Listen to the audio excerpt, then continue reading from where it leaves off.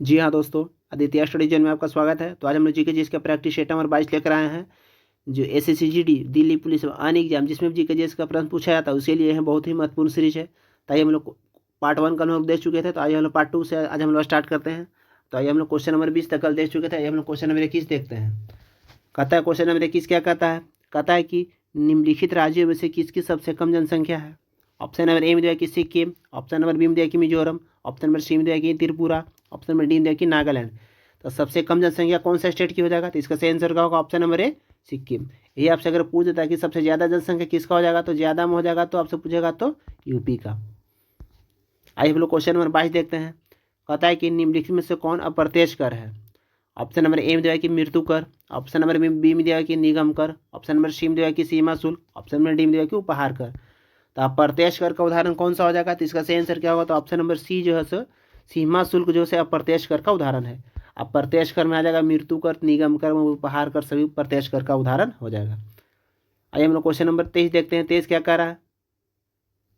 Question number 23 कहता है कि रिवर्स रेपो में वृद्धि मतलब क्या होती है? ऑप्शन नंबर ए में दिया है कि तरलता बढ़ती है, ऑप्शन नंबर बी में दिया है कि तरलता घटती है, ऑप्शन नंबर सी में दिया है कि तरलता को प्रभावित नहीं करती है, ऑप्शन नंबर डी में दिया है कि दीर्घकालिक ब्याज दर तथा स्थायी पूंजी विनियोग को प्रभावित करती है। तो इसका सही आंसर क्या होगा? तो ऑप्शन नंबर बी तरलता घटती है। आइए हम लोग क्वेश्चन नंबर 24 क्या कह रहा है? कहता है कि दार्जिलिंग जिला किस राज्य का भाग है? ऑप्शन नंबर ए में दिया है कि बिहार का, ऑप्शन नंबर बी में दिया है कि सिक्किम का, ऑप्शन नंबर सी में दिया है कि पश्चिम बंगाल का, ऑप्शन नंबर डी में दिया है कि मेघालय का। तो दार्जिलिंग जिला जो है किस राज्य का भाग है? तो इसका सही आंसर क्या होगा? तो ऑप्शन नंबर सी पश्चिम बंगाल का भाग है। यही चाय दार्जिलिंग जो है किसके लिए फेमस है? तो चाय की बगाने के लिए फेमस है पश्चिम बंगाल में।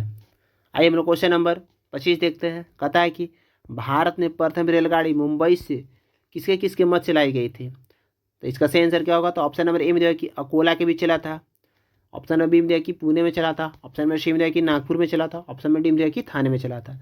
तब भारत में प्रथम रेलगाड़ी जो है मुंबई से थाने के बीच चला था। तो इसका सही आंसर क्या होगा? तो ऑप्शन नंबर डी इसका सही आंसर होगा। और कब प्रारंभ हुआ था? तो 16 अप्रैल 1853 को चला था, 34 किलोमीटर मुंबई से थाने के बीच। आइए हम लोग क्वेश्चन नंबर 25 देखते हैं। 25 हो गया। ये हम क्वेश्चन नंबर 26 देखते हैं। 26 क्या कह रहा है? क्वेश्चन नंबर 26 कहता है कि बीड़ी किस पौधे की पत्ती से प्राप्त की जाती है? ऑप्शन नंबर ए में दिया कि तेंदू की पत्ती से, ऑप्शन नंबर बी में दिया कि बरगद के पत्ता से, ऑप्शन नंबर सी में दिया कि पलाश की पत्ती से, ऑप्शन नंबर डी में दिया कि साल के पत्ता से। तो बीड़ी किस पौधे की पत्ती से प्राप्त की जाती है? तो इसका सही आंसर क्या होगा? तो ऑप्शन नंबर ए तेंदू की पत्ती से प्राप्त की जाती है बीड़ी। आइए हम लोग क्वेश्चन नंबर 27 देखते हैं। 27 क्या कहता है?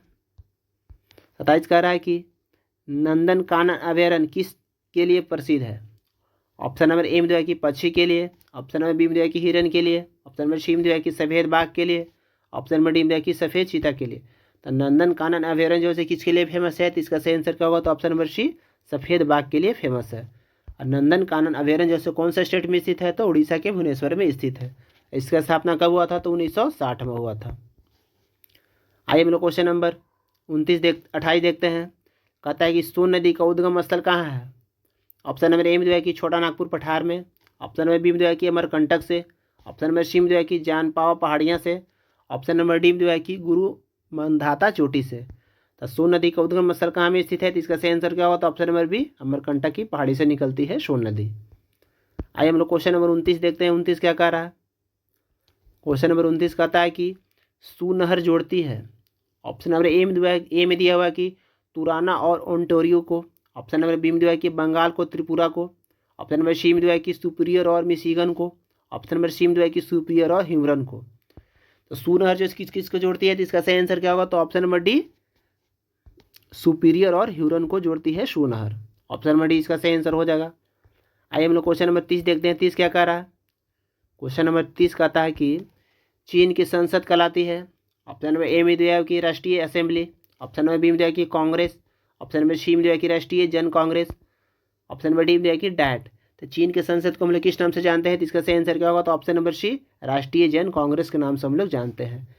और डैट किस देश की संसद का नाम है? तो जापान की संसद का नाम क्या होता है? तो डैट होता है। और यूएसए की संसद का नाम क्या होता है? तो कांग्रेस होता है। आइए हम लोग क्वेश्चन नंबर 31 देखते हैं।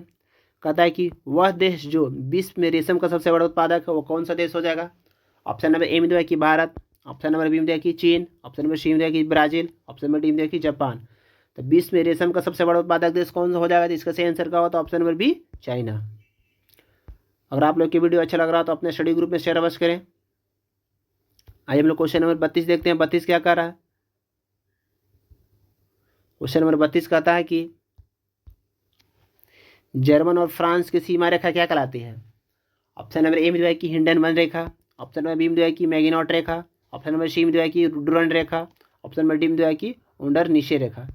तो जर्मनी और फ्रांस के बीच सीमा रेखा हम लोग किस नाम से जानते हैं, तो इसका सही आंसर क्या हो जाएगा, तो ऑप्शन नंबर बी मैगिनॉट रेखा के नाम से हम लोग जानते हैं जर्मनी और फ्रांस के सीमा के बीच को। हिंडनबर्ग रेखा जो है किनके बीच सीमा रेखा है, तो जर्मनी एवं पोलैंड के बीच रेखा को हम हिंडनबर्ग रेखा के नाम से हम लोग जानते हैं।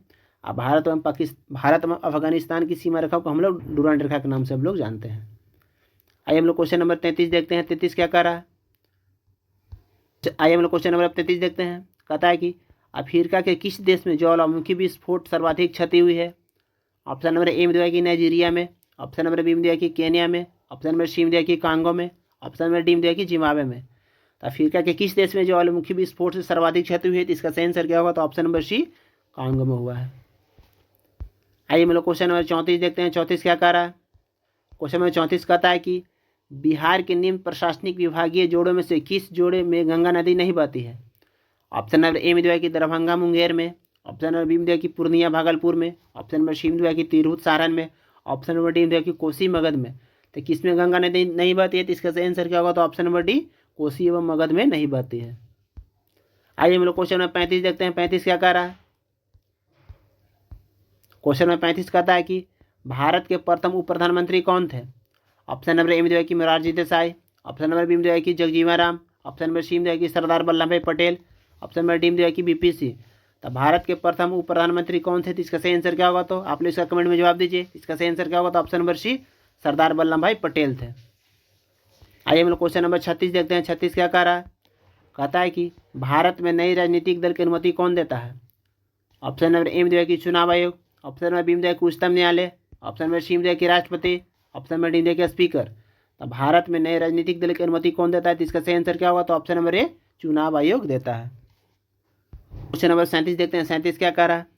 कहता है कि भारतीय संविधान के किस संविधान संशोधन के द्वारा मंत्रिपरिषद में मंत्रियों की संख्या सीमित किया गया है। ऑप्शन नंबर ए में दिया कि 73वां संविधान संशोधन, ऑप्शन नंबर बी में दिया कि 86वां संविधान संशोधन, ऑप्शन नंबर सी में दिया कि 87वां संविधान संशोधन, ऑप्शन नंबर डी में दिया कि 91वां संविधान संशोधन।